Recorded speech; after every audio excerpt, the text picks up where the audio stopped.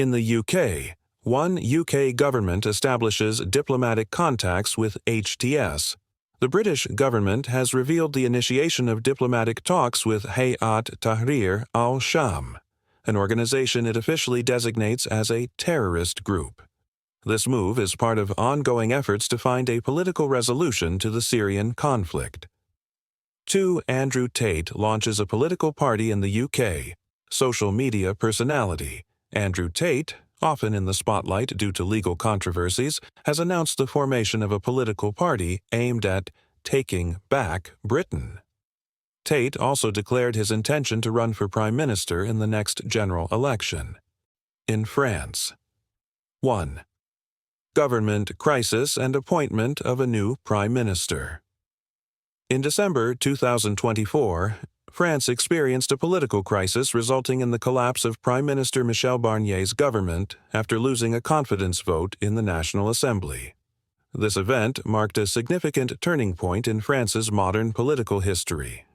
President Emmanuel Macron initiated the process of appointing a new prime minister, leading to François Bayrou being tasked with forming a new government. The new administration's priorities include economic reforms and fostering social cohesion. 2. Rising political influence of Marine Le Pen. Marine Le Pen, leader of the far-right National Rally Party, played a critical role in the government's downfall. Her party issued strong criticisms during budget discussions and supported the no-confidence motion. This underscores Le Pen's growing influence in French politics and suggests her party may hold a stronger position in future elections. 3. Economic reforms and budget debates. Under Prime Minister François Bayrou, the new government faces challenges concerning the 2025 budget and economic reforms. The previous government's budget proposal failed to secure sufficient support in the Assembly, leading to the political crisis. The Bayrou administration is working on new austerity measures and tax regulations to reduce the budget deficit and ensure economic stability. However, the reception of these reforms in the Assembly and the public's response remain to be seen. In Germany, knife attack in Germany, 2 dead. In the town of Aschaffenburg, Bavaria, a knife attack in a park resulted in the deaths of 2 individuals. Police have detained a suspect in connection with the incident. Investigations are ongoing to determine the motive and details of the attack. Investor confidence in Germany declines. Investor economic expectations in Germany have declined more than anticipated in the first month of the year, following the economy's second consecutive annual contraction. The ZW Economic Sentiment Index fell by 5.4 points in January, reaching 10.3 points. Germany to take countermeasures against U.S. tariffs. German Minister for Economic Affairs and Climate Action, Robert Habeck, announced that countermeasures are ready should the U.S. administration impose tariffs. Habeck emphasized a confident and self-determined approach in response. In Ukraine, ongoing Russian attacks on Ukraine. Ukrainian President Volodymyr Zelensky announced that recent Russian attacks have resulted in 3 deaths and 10 injuries. Additionally, a Russian airstrike on Kyiv led to 4 deaths and 3 injuries.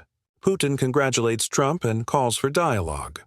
Russian President Vladimir Putin congratulated the new U.S. President Donald Trump, stating, "We desire long-term peace in Ukraine," and expressed openness to dialogue.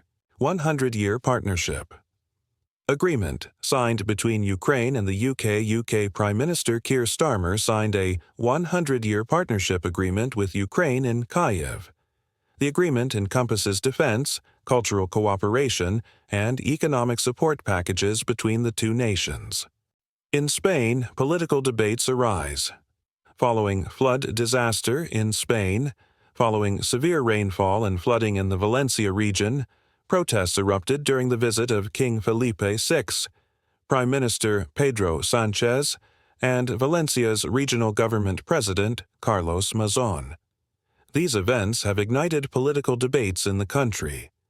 Interior Minister Fernando Grande Marlaska stated that far-right marginal groups were behind the protests. Spanish political parties urge Prime Minister Sanchez for action on Palestine.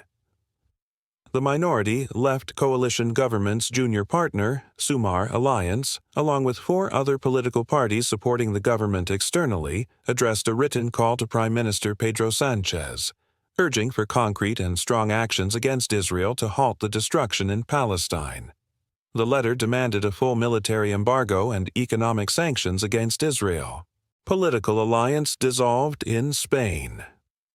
The far-right Vox Party has dissolved its alliance with the right-wing People's Party, PP, in local governments due to issues concerning unaccompanied child migrants in the Canary Islands. Vox leader Santiago Abascal stated, "We have made one of the most important decisions in our political history," announcing that Vox members serving as deputy mayors in PP-led local governments would resign and move to the opposition. In Switzerland, Swiss Defense Minister Viola Amherd announces resignation. Swiss Defense Minister Viola Amherd has announced that she will step down at the end of March, concluding a political career spanning over 30 years. A new federal council member will be elected to succeed her. In Turkey, evaluation of Turkey-EU relations in 2024 and expectations for 2025. Turkey's permanent representative to the European Union, Ambassador Faruk Kaymakçı, stated that 2024 witnessed comprehensive discussions regarding Turkey-EU relations. Kaymakçı expressed positive expectations for the trajectory of these relations in 2025. European Commission released 2024 Turkey Report. The European Commission published the Turkey Report as part of the 2024 enlargement package. The report describes Turkey as a key partner and candidate country for the EU, emphasizing that developing a cooperative and mutually beneficial relationship with Turkey aligns with the EU's strategic interests. In Austria, major protest against far-right FPÖ. Held in Vienna, a large-scale protest was held against the potential government led by the far-right Freedom Party, FPÖ. Organized by civil society organizations, the demonstration featured slogans such as "Alarm for Democracy, Defend Democracy." FPÖ initiates coalition talks. The far-right FPÖ has decided to commence coalition negotiations. FPÖ leader Herbert Kickl is engaging with other parties in the government formation process. Chancellor Karl Nehammer resigns. Chancellor Karl Nehammer resigned following unsuccessful coalition talks. President Alexander Van der Bellen announced plans to meet with FPÖ leader Herbert Kickl regarding the mandate to form a government.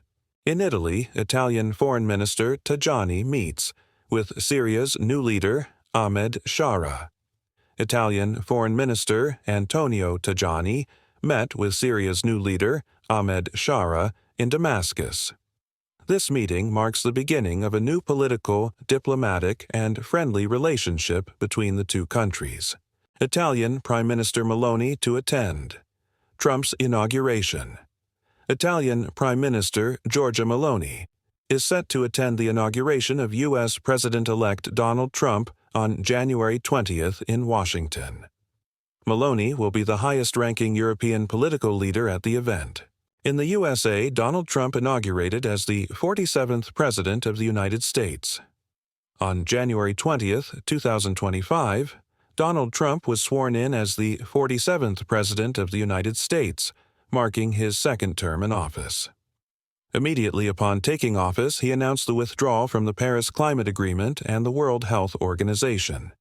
Additionally, he issued pardons for approximately 1,600 individuals convicted in relation to the Capitol riot. Marco Rubio confirmed as new Secretary of State. Following President Trump's inauguration, the Senate confirmed Republican Senator Marco Rubio as the new Secretary of State. Rubio's previous support for the YPG and calls for sanctions against Turkey are noteworthy concerning U.S.-Turkey relations. In China, China calls for political reconciliation in Syria. China has called on parties in Syria to achieve political reconciliation as soon as possible and restore stability in the country. Foreign Ministry spokesperson Mao Ning emphasized that the future of Syria should be determined by the Syrian people. Social media tensions between the U.S. and China. TikTok ban. The U.S. briefly banned the Chinese-origin TikTok app on January 19th, only to reopen it the same day. President Donald Trump then postponed the ban for 75 days, highlighting ongoing technological tensions between the two countries. That concludes our coverage of Europe's most important developments for today. Thank you for joining us as we brought you the stories shaping the continent.